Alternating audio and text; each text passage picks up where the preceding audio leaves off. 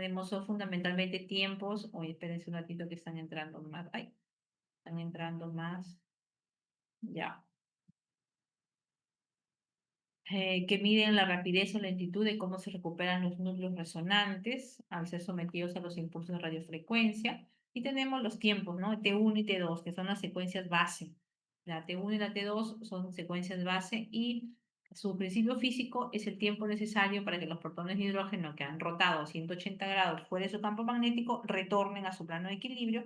Y el T2 es el tiempo necesario para que los protones se relajen en su dirección transversal, ¿no? Entonces, miren ustedes, ese es el principio físico, pero en la imagen, ¿cómo se va a ver? El T1 se caracteriza porque el líquido se va a ver hipointenso, o sea, oscuro, y el T2 porque el líquido se va a ver hiperintenso, ¿no? Entonces se va a ver blanco. Eh, Vamos a ver los componentes del resonador, igual una computadora, un generador de radiofrecuencia, que es el estímulo eléctrico, y vamos a ver el gran imán conductor, ¿no? Es un imán gigante, no sé si ustedes vieron en redes sociales de que estaban haciendo la resonancia a una señora y su familiar entró con una cadena muy gruesa en el cuello, y entonces lo jaló al paciente bruscamente y el paciente murió en el acto, ¿no? Entonces, es un imán que tiene muchísima fuerza, un campo magnético muy grande. Entonces, no es que te va a jalar suavemente, sino bruscamente y te puede producir un traumatismo encefalocraniano. Entonces, la muerte es inminente, ¿no? En este caso, la paciente sobrevivió porque estaba acostada y más bien el familiar que entró a sacar a la paciente fue el que falleció. Entonces, por eso ustedes que van a ir a los hospitales, no crean que lo saben todo, o sea, ustedes están estudiando medicina. Entonces, cuando entren a un ambiente que saben que hay equipos o así no sepan, tengan cuidado. O sea, el hospital no es su casa. El hospital tiene pacientes, los cuales están desnudos, están expuestos, están vulnerables, no sabes qué equipos pueden haber, hasta pueden ustedes mismos producirse algún daño por entrar sin preguntar. Y no tengan miedo de preguntar, porque están estudiando medicina, ¿no? Es propio de la carrera, ¿no? Entonces tenemos que cómo se ve en resonancia. En resonancia vamos a ver que en T1 se va a ver hiperintenso, porque así es la palabra, hiperintenso, la grasa, la hemorragia subaguda, el contraste magnético, la sustancia blanca. La orina se va a ver hipointensa, orina, quistes, tendones, vasos, aire, y también hipointensa la sustancia gris, el hígado, el vaso, el páncreas, el riñón. Diferente al T2. Si ustedes ven en el T1, la orina se ve negro o hipointenso, en el T2 se ve blanco, ¿no? Se va a ver hipointenso. Eh, Vamos a ver, hiperintenso va a ser el líquido cefalorraquídeo, la orina, los quistes, tumores, riñón, el vaso, agua libre. Hipointenso, la sustancia blanca, el páncreas, el hígado, músculos, el hueso cortical, tendones, aire, vasos. Hipointenso, pero más gris, va a ser la sustancia gris y la grasa. Entonces, miren la diferencia en una radiografía de hombro, donde se va a ver nítidamente el hueso, la cabeza humeral, ¿no? La cavidad glenoidea, la clavícula, la escápula, las costillas, y vamos a ver cómo se ve una resonancia magnética. Una resonancia magnética es más para ver las partes blandas, quiere decir músculos, tendones, cápsula, ¿no? Más que el hueso. Igual se ve el hueso, ¿no? Pero más sirve para las partes blandas. A nivel del hueso nos va a ayudar, por ejemplo, para ver edema de médula ósea, que eso sí no se puede ver en una radiografía. Bueno, la medicina nuclear es para médicos nucleares, no es para radiología, pero es bueno que conozcan que se basa más en radioisótopos que van a ser inyectados y que se va a ver la captación de ese radioisótopo y vamos a ver realmente si hay alguna actividad metabólica de alguna lesión, ¿no? Por ejemplo, así son las imágenes, ¿no? Y ahí podemos ver o detectar algunas metástasis, a veces en el caso de procesos neoproliferativos. En cuanto a los órganos, van a haber órganos más radiosensibles y más radioresistentes, ¿no? Entonces, las gónadas definitivamente van a ser los genitales, van a ser más radiosensibles. Entonces, hay que tener mucho cuidado cuando vamos a irradiar a las personas, sobre todo a los niños. Entonces dirán, pero doctora, yo no le voy a tomar la placa. No, pero le vas a solicitar el estudio. Entonces, tienen que solicitarle cuando es debido, cuando es muy necesario. cuando realmente es importante el estudio. Pero de lo contrario, no irradien a los niños porque después estamos viendo muchos casos de leucemia, ¿no? Entonces ya se ha visto que la radiación innecesaria en los niños produce efectos, tiene efectos biológicos. Entonces no podemos ir por ahí que porque la mamá quiere que le tomen, porque quiere saber si se ha fracturado, si tiene, se ha roto, como dicen ellos, no, si se ha roto la cabeza, entonces que le tomen una placa. Más daño le va a hacer la placa que la caída que ha tenido el niño. Entonces, eso tienes que darte todo el tiempo para poder explicarle a la mamá, ¿no? A los padres, ¿no? Entonces, ese es el trabajo que tenemos nosotros los médicos, ¿no? Tener que explicarle la necesidad o la importancia de tomar una radiografía o no tomar una radiografía. Y eso lleva, pues, aunque sea un par de minutos. Pero si el paciente llega a la emergencia y ni siquiera lo miran, ni siquiera lo examinan, ¿no? Entonces, ¿de qué estamos hablando, no? Entonces le piden, el paciente ya está operado y le piden ecografía para ver la vesícula, ¿no? El paciente está caminando y es un niño, igual le piden una radiografía para ver si es que se ha fracturado la pierna. Entonces, y van irradiando, irradiando, irradiando a los niños. Con mucho cuidado, ¿no? Tienen que tener el tiempo y la paciencia para poder explicarles, ¿no? Entonces vamos ahora a hacer la clase de tórax normal. Ya, vamos a hacer el tórax normal. Aquí está. ¿Pueden ver la diapositiva? Sí, Sí, ¿no? doctora. Sí, Ya. doctora. Doctora, Entonces, una radiografía de tórax es el estudio, como les había dicho, el más básico, el que tiene menor radiación, ¿no? El más fácil de solicitar y el que ustedes tienen que aprender de todas maneras, ¿no? Porque ese es un estudio que muchas veces van a encontrarse que no va a tener informe, entonces ustedes van a tener que informar, ¿no? Entonces, que no informar, pero sí tener que dar su opinión. Entonces, como hay un déficit de radiólogos, bueno, en realidad de todas las ramas de la medicina, van a encontrarse muchos estudios que no tienen informe, sobre todo de radiografías, ¿no? Las tomografías sí, pero las radiografías muchas veces ya las dejamos por falta de tiempo. Y a usted les va a llegar el paciente, le va a decir, doctor, tengo mi placa, ¿qué tengo, no? Entonces, ustedes tienen que estar preparados para detectar una neumonía, una tuberculosis, un derrame pleural, son diagnósticos bastante groseros en algunos casos. Entonces, la radiografía de tórax tiene que tener algunos parámetros para que sea técnicamente aceptable, ¿no? Por ejemplo, la penetración, que significa que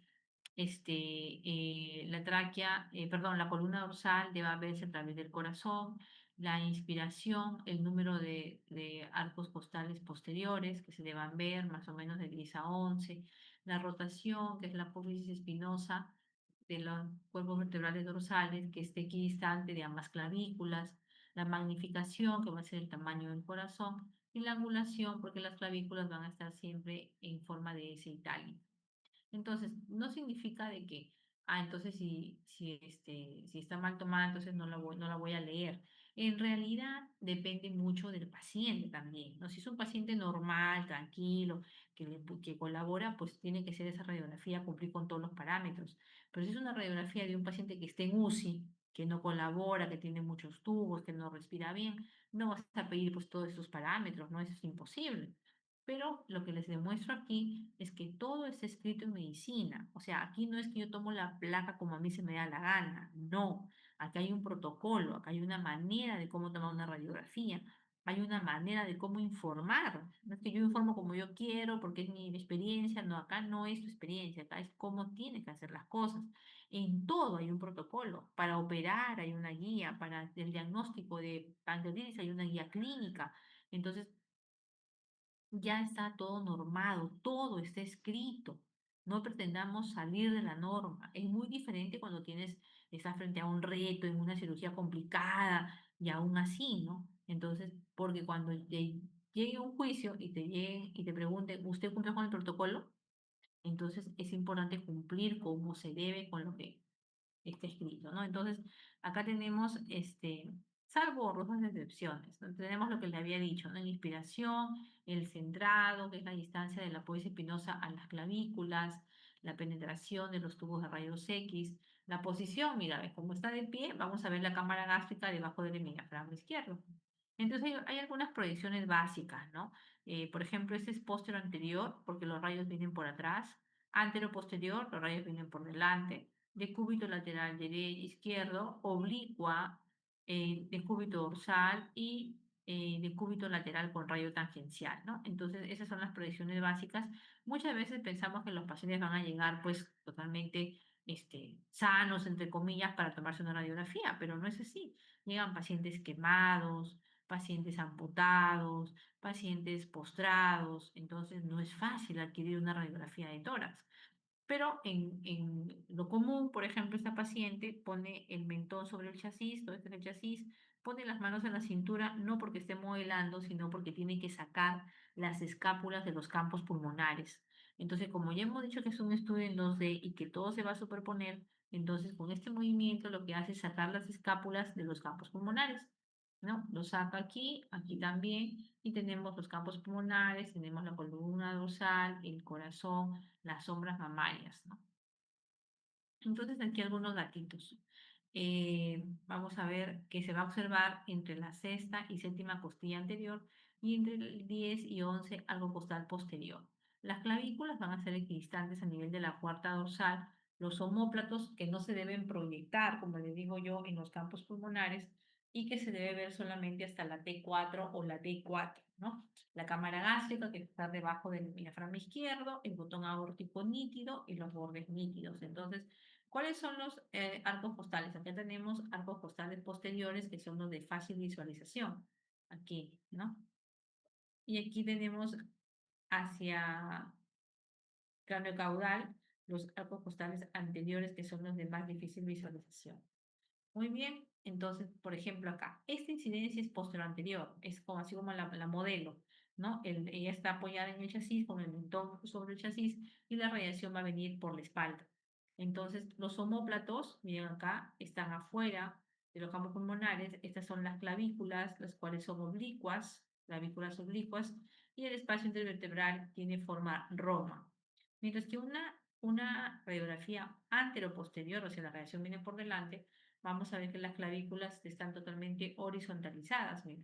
En la anterior vimos que estaban en oblicua, ¿no? Y esa es una posterior anterior. En una antero posterior están horizontalizadas. El espacio intervertebral es de forma rectangular y el ensanchamiento mediastinal. Entonces, tú ya sabes cuando te dicen, ¿y esa radiografía cómo le han tomado a la paciente? ¿Antero posterior o posterior anterior? Ya sabes cómo es que le han tomado, ¿no? Algunos detalles anatómicos, vamos a ver que la cúpula izquierda o el diafragma izquierdo está 1,5, 2,5 más abajo que el derecho. Usualmente las cúpulas son regularmente redondeadas. Sabemos que el diafragma es un solo músculo, pero para temas didácticos decimos pues el diafragma derecho y el diafragma izquierdo, ¿no? El hilio derecho se encuentra aproximadamente 1,5 más abajo que el izquierdo en el 97% de los casos. En la mitad inferior de los pulmones, las arterias dice que siguen un trayecto oblicuo cercano a la vertical, mientras que las venas siguen una dirección horizontal hacia la aurícula izquierda. Estos son las costillas, ¿no? O los arcos costales. Entonces, donde dice 1, 2, 3, 4, 5, esos son los arcos costales posteriores. Y donde dice en amarillito 1, 2, 3, 4, 5 son los anteriores. Los posteriores son más horizontalizados y son hasta 10. El décimo va a llegar a aportar el diafragma y los anteriores, por ejemplo, el 1, 2, 3, 4, 5, estos son de mayor dificultad para visualizarlos, más o menos habrá hasta el número 6 o 7 de algo costal anterior. Entonces, esa es la diferencia, ¿no? En algo costal anterior y posterior. Los anteriores tienen un trayecto cráneo-caudal. ¿Qué vamos a encontrar en una radiografía de tórax? Bueno, encontramos la clavícula izquierda, el escápula, la unión costovertebral, tenemos la vena cava superior, la aorta ascendente, el botón aórtico, el callado de la ácigos, tenemos la aurícula derecha, el ventrículo derecho, por acá tenemos la arteria pulmonar izquierda, el tronco de la pulmonar, la aurícula izquierda y el ventrículo izquierdo. Por aquí la cámara gástrica, el seno cardiofrénico, el seno costofrénico, acá también cardiofrénico y costofrénico, viendo que son totalmente agudos. Los ángulos son agudos.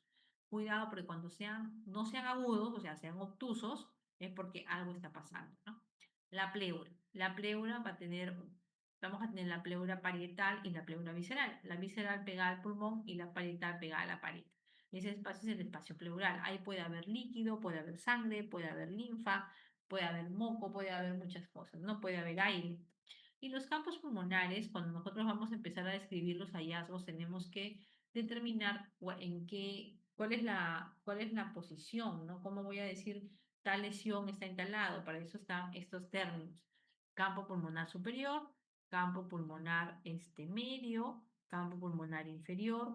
Tenemos también la región periliar, o sea, es el calilio, la pared torácica que va de extremo a extremo, la región supradiafragmática y la región subpleural, ¿no? Pegadita a la pleura. En la anatomía, vamos a ver una anatomía lobar. El pulmón derecho está dividido en tres lóbulos por dos cisuras, la mayor y la menor, y el lóbulo izquierdo está dividido en dos lóbulos y tiene también al lóbulo de la língula. Tenemos la anatomía lobar, mira la fisura menor y la fisura mayor, y en la fisura mayor solamente en el pulmón izquierdo.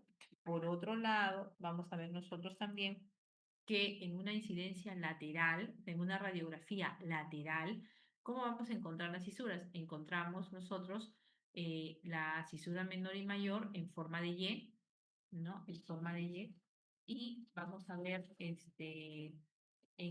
debajo de esta cisura en forma de Y, que es del lado del pulmón derecho, vamos a encontrar otra línea que es la cisura mayor izquierda.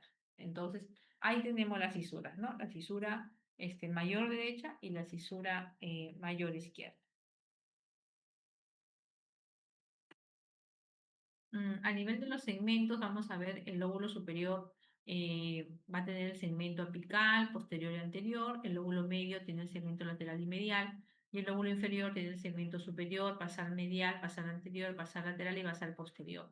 En el pulmón izquierdo vamos a tener en el lóbulo superior, se va a juntar el segmento 1-2 en la pico posterior, el 3 va a ser el anterior, el 4 el lingular superior, el 5 el lingular inferior, y el lóbulo inferior, el 6 el superior, el 7 más 8 el basal anteromedial, el 9 basal lateral y el 10 el posterior. Ojo que en los segmentos pulmonares no los vamos a usar en radiografía, más los vamos a usar en tomografía. Tenemos acá la incidencia de una radiografía lateral. En este caso, la paciente está apoyada sobre su lado izquierdo. Y esto es entonces una radiografía lateral izquierda. Si ustedes no le dicen al tecnólogo de qué lado quieren la radiografía, por convenio, por protocolo, ya se va a tomar el lado izquierdo. Y aquí vamos a ver la sombra mamaria, vamos a ver el corazón, el espacio retrocardíaco. ¿Y para qué me sirve la radiografía lateral? Me sirve para ver espacios ciegos que no puedo ver en la radiografía posterior anterior o anterior posterior. Por ejemplo, ¿cuál? El espacio que está detrás del corazón. Este espacio radiolúcido es el espacio retrocardíaco. Igualmente para ver los senos costofrénicos posteriores, ¿no? Para eso me sirve. Entonces, vamos a ver que tienes una incidencia lateral izquierda y lateral derecha, que me va a ayudar a ver zonas ciegas como el espacio retrocardíaco o los senos costofrénicos. ¿Cuáles son los criterios de evaluación para una radiografía de lateral, ¿no? Primero que los ambos costales posteriores deben superponerse en la columna vertebral y el esternón. El esternón se va a ver mejor en la radiografía lateral que en la anteroposterior o la posteroanterior. Que los cilios van a estar en el centro de la radiografía y que los vértices y la parte superior de los pulmones se van a visualizar sin las sombras de los huesos y las partes blandas, ¿no? Entonces, el eje del pulmón debe seguir el eje longitudinal anatómico y no debe verse ni para adelante ni para atrás. Entonces, en cuanto a la parte del diafragma, el diafragma hemos dicho que es un solo músculo, pero que se divide en derecho e izquierdo más que nada para la descripción. Vamos a ver que la sombra del corazón va a descansar sobre el hemidiafragma izquierdo. Entonces, el hemidiafragma derecho sí vamos a poder verlo en toda su extensión, mientras que el hemidiafragma izquierdo solamente lo vamos a ver en una parte. Eso es para reconocer cuál es el derecho y cuál es el izquierdo. Segundo, la cámara gástrica. La cámara gástrica va a ser debajo del hemidiafragma izquierdo. Y por último, vamos a ver aquí un tips. Acá un tip, ¿no? Miren, esta es una radiografía lateral derecha. Acá está el diafragma derecho, el diafragma izquierdo. Acá también el diafragma derecho, el diafragma izquierdo. Y vamos a ver que son paralelos, ¿no? Que como son paralelos, significa que la radiografía es de incidencia lateral derecha. Pero si los semidiafragmas se entrecruzan, por ejemplo aquí, este es el izquierdo y el de acá es el derecho, y se entrecruzan los semidiafragmas, esa es incidencia lateral izquierda. ¿Qué vamos a encontrar en una radiografía lateral? El húmero, que es el hueso, el esternón, que hemos dicho que se ve mucho mejor en una radiografía lateral, el espacio retroesternal que está detrás del esternón, la salida ortopulmonar, la tráquea, que es un tubo radiolúcido que se va a ver negrito, tenemos la aurícula izquierda, el ventrículo izquierdo aquí detrás nada más, la vena cava inferior, la cámara gástrica debajo del diafragma izquierdo, y vemos el ventrículo derecho y la sombra en la mama y el diafragma derecho. Entonces, tenemos otras posiciones o incidencias, ¿no? Por ejemplo, la radiografía en incidencia lordótica. Esa incidencia lordótica es básicamente para ver los ápices pulmonares. Entonces, por ejemplo, tú ves en una radiografía de tórax un nódulo apical pulmonar derecho y dices, uy, acá hay un nódulo, quiero verlo bien. ¿Será un nódulo? ¿Será una imagen superpuesta? Entonces le puedes decir que se amplíe con una radiografía lordótica. Le piden radiografía lordótica y aquí nosotros vemos entonces que solamente es para visualizar ápices pulmonares, claramente. Tenemos proyección en decúbito lateral, mira, la paciente está acostada con decúbito lateral derecho, ponemos el chasis a ese nivel y con una cinta lo pegamos. Y el tubo de rayos X está acá. Entonces aquí vamos a tomar una radiografía y estamos cubriendo la zona de los genitales con un elemento de radioprotección plomado. Esta es una proyección de cúbito lateral posterior anterior y el de cúbito lateral, ¿no? Para ver derrame pleural. Esta imagen radiopaca que estamos viendo acá a nivel del diafragma derecho, perdón, izquierdo. Radiografía en inspiración. Normalmente las radiografías se toman en inspiración. No tome aire, no lo bote, respire para tener la mayor ampliación del pulmón y poder evaluar mejor. Pero también hay estudios que se piden en inspiración, por ejemplo, cuando hay un cuerpo extraño que ha ingresado a los bronquios, entonces ahí se pide una radiografía en inspiración, dice, se aprecia mayor aireación en el pulmón derecho, o sea, se ve más radiolúcido y eso porque hay más aire atrapado, porque no puede salir ya que hay un cuerpo extraño en el bronquio. Algunas incidencias también para hacer radiografías en pacientes que están en decúbito lateral, puede ser una oblicua anterior derecha, una oblicua posterior derecha. Aquí una oblicua anterior izquierda y una oblicua posterior izquierda. Entonces, si el paciente está de pie, puede ser mucho más fácil, ¿no? Entonces acá tenemos las posiciones y las incidencias y acá tenemos cómo va a salir la imagen, ¿no? En las oblicuas. Ya les digo, o sea, por ejemplo, para hacer una parrilla costal tiene que ser una incidencia oblicua, porque quiero ver hueso, quiero ver si hay una fractura de parrilla costal. Pero también si quiero una radiografía de tórax y a veces te dicen, no, ya tómale como puedas, pero quiero ver si tiene neumonía, yo qué sé, entonces hay algunas incidencias, ¿no? Ahora, en la radiografía de tórax no solamente estamos viendo el pulmón, estamos viendo hueso, estamos viendo corazón. Y en cuanto al corazón, nosotros vamos a ver dos bordes, el borde derecho y el borde izquierdo, y van a tener unos arcos. En el borde derecho tenemos la vena cava superior, la aorta ascendente que está aquí, luego tenemos la aurícula derecha, ¿no? Y en el lado izquierdo tenemos el botón aórtico, el tronco de la pulmonar, la aurícula izquierda y el ventrículo izquierdo. Bueno, cuando está el corazón en una radiografía en incidencia lateral, también vamos a verlo. Y va a tener en este caso dos bordes, uno anterior y uno posterior. Entonces tenemos a nivel anterior la arteria pulmonar, el ventrículo derecho, a nivel posterior la aurícula izquierda y el ventrículo izquierdo. Entonces, acá tenemos una medida importante que es el índice cardiotorácico, que va a ser para saber si es que el paciente tiene cardiomegalia o no. Recordando que no es que yo vea la radiografía y diga, ah, sí tiene cardiomegalia. Viene otro médico y dice, no, no tiene cardiomegalia. Viene otro y dice, sí, sí tiene cardiomegalia. No, sino que acá ya está establecido el parámetro que se va a usar para poder determinar, o el índice para determinar tiene cardiomegalia o no, ¿no? Entonces tenemos que medir el diámetro transverso del corazón entre el diámetro de la caja torácica. y se va a dividir y eso se llama índice cardiotorácico. Mayor de 0,5 es cardiomegalia. Entonces se cruza una línea por las apófisis espinosas de la columna dorsolumbar y luego se toman dos distancias, ¿no? Desde la parte más convexa del corazón hacia el centro, por el lado derecho y también por el lado izquierdo. Entonces se suma la distancia A con la distancia B y se va a dividir entre la distancia de la caja torácica, ¿no? Esa es la caja torácica, esta es la distancia B. Entonces, más o menos los valores son de 0,5 a menos, ¿no? Desde el segundo al quinto año, 0,99 a 0,60, que es un poquito más grande, mira, 0,60, y durante el primer año de 0,49 a 0,64, también es un poquito más grande.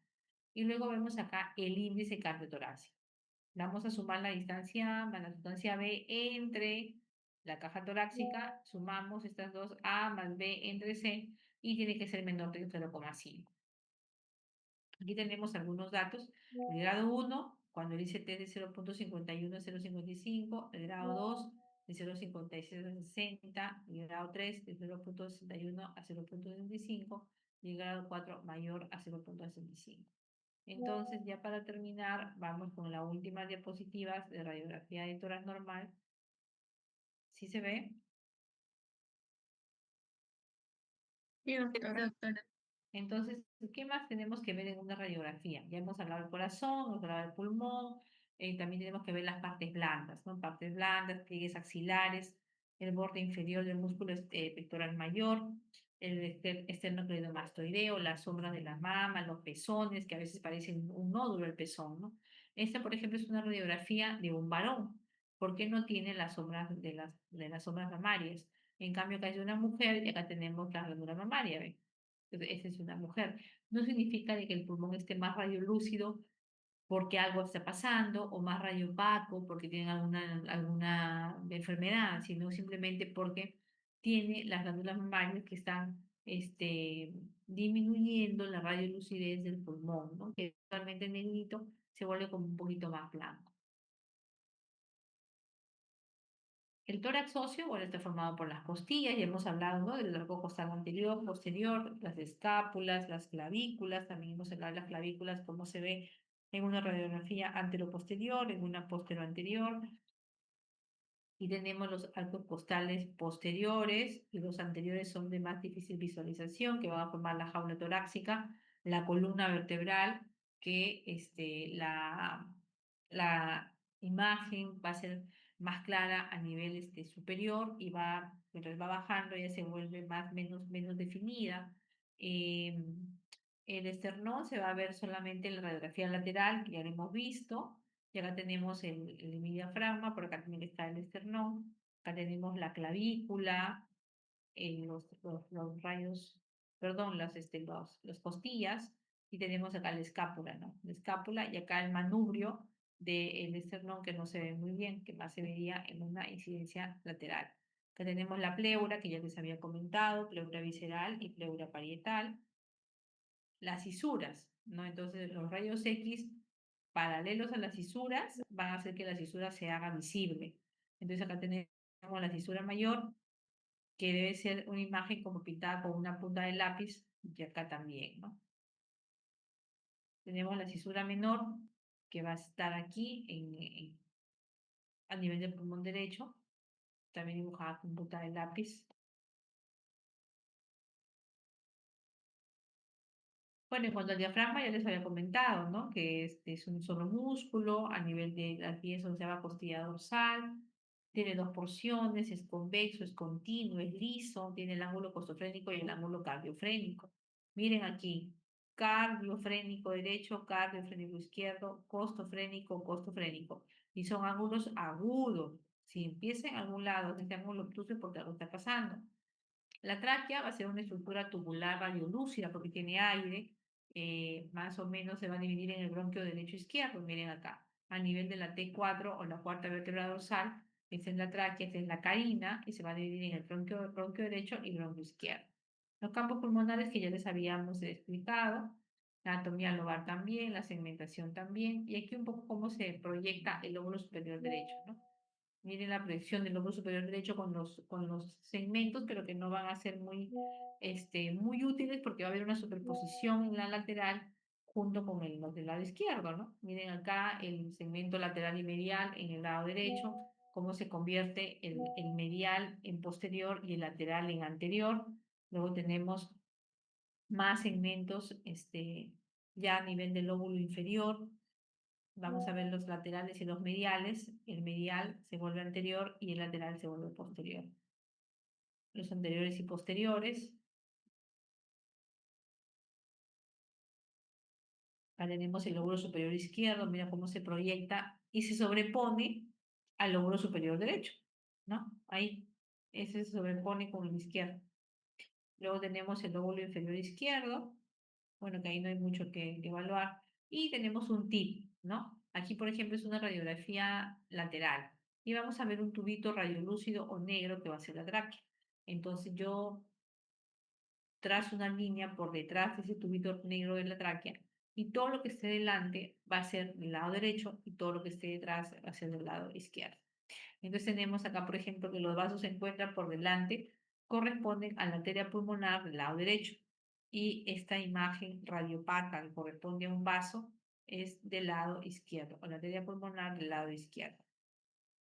Entonces, una vez más aquí tenemos la tráquea con su línea que le han pintado. Tenemos eh, la aorta ascendente, el callado de la aorta descendente. Y acá vamos a ver en el 7, por ejemplo, la arteria pulmonar izquierda, porque está detrás de la línea que hemos dibujado en la parte posterior de la tráquea. Y en el lado 8 va a ser la arteria pulmonar izquierda. O sea, todo lo que esté, perdón, derecha, todo lo que esté delante de la línea, lado derecho, lo que esté detrás, lado izquierdo. Ya chicos, eso es todo de la clase de hoy, de la teoría. Voy a ver cómo, para darles sus temas de exposición, para que hagan su producto final acreditable y puedan exponer y tengan una fecha. Y ahorita sí me quedo a las 8:30 entro con el grupo de práctica. ¿Qué grupo es? B2, creo. A ver, grupo de Nueva Isla. De uno, doctora. B2, ¿no? Sí, porque ayer dice B1, B2, mañana toca ajá. ¿Ya? ¿Alguna pregunta, chicos? Claro, Sí, claro. sí. Doctora, disculpe. ¿Cómo? Ah, el horario es a las 9:20. Ah, a ver, a ver, a ver. Ah, sí, 9:30. Tiene razón. Pero mejor empezamos 8:30, ¿no les parece? Para acabar más temprano. Sí, sí, Horario empezamos doctora. y terminamos antes. Mejor. Ya, entonces ya voy a crear el Doctora, link y el espacio. disculpe, Diga. sí va a compartir la